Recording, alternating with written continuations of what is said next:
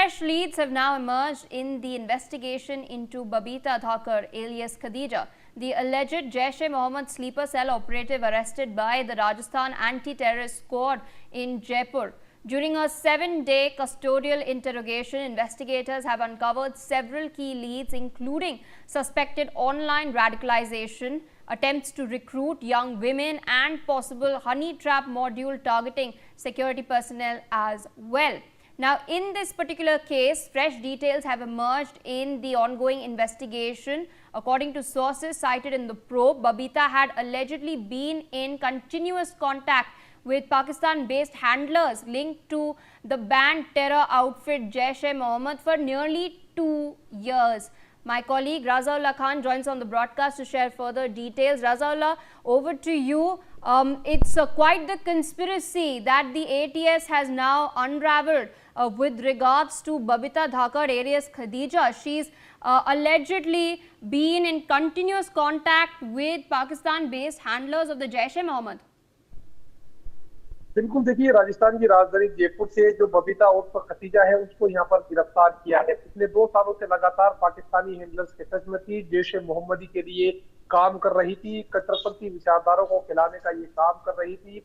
अलग अलग इलाकों में स्लीपर सेल तैयार करने का जो काम है वो यहाँ पर किया जा रहा था। बड़ी बात यह कि जैसे ही जो इंटेलिजेंस डिपार्टमेंट है उसको जब इस बारे में सूचना मिली तो उन्होंने तुरंत एटीएस को सूचना दी, जिसके बाद राजस्थान के गंगापुर सिटी इलाके की रहने वाली बबीता, जो पिछले कुछ समय से जयपुर के सांगानेर सदर इलाके के बालाजी विहार इलाके में रह रही थी, उसको कस्टडी में लिया गया। कस्टडी में लेने के बाद लगातार पूछताछ की गई और जब पूछताछ के अंदर जो जांच एजेंसियां हैं उनके जवाब नहीं दे पाई तो उसको यहाँ पर गिरफ्तार कर लिया गया। गिरफ्तार करने के बाद कोर्ट में पेश किया गया। कोर्ट में पेश करने के बाद यहाँ पर जो है पुलिस कस्टडी में चल रही है। जो अलग अलग तरह की जानकारी निकल कर सामने है उसके तहत ये कहा जा सकता है कि अब किस तरीके से मामले को लेकर आने वाले दिनों में खुलासे होते हैं, फिलहाल वक्त बताएगा। Absolutely. Stay on with us, Razaullah. We're tracking further updates. Investigative agencies have now raised serious suspicions about Babita's alleged role in a wider network. Officials say that she was being groomed for a larger role within the Jaish-e-Mohammed module. They are now examining digital evidence linked to online training and possible radicalization. Razaullah still with us on the broadcast. Razaullah, you did mention that the police managed to nab her. There's been a 7-day custodial interrogation that has taken place, and now it seems that digital evidence is being examined as well.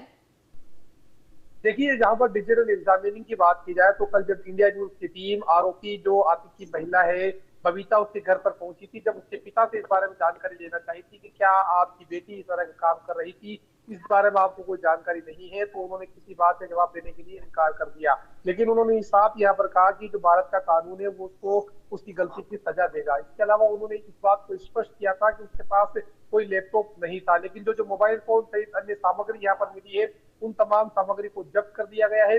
आगे की तो तमाम जांचें वो फिलहाल यहाँ पर ATS की तरफ से की जा रही है, क्योंकि काफी संवेदनशील मामला है। जिस तरह से जयपुर के वाटिका इलाके में जो वो महिला बबीता पकड़ी गई, इससे पहले वो गंगापुर सिटी इलाके में रहती थी, उसकी जो ट्रैकिंग्स वगैरह है उन तमाम चीजों को यहाँ पर ट्रैक करने की जो तमाम कोशिश है वो एटीएस की तरफ से की जा रही है। बहरहाल अब देखने वाली बात होगी किस तरीके से एटीएस पूरे मामले को लेकर खुलासा करती है। जी, Absolutely. Stay on with us. We're tracking some further information with regards to this. Now, according to sources, Babita alias Khadija's mobile phones and other digital devices have been sent for forensic examination to determine the extent of her contacts and online activities. Officials have stated that the analysis is expected to help establish communication links and possible networks connected to the case. Razaullah still with me on the broadcast.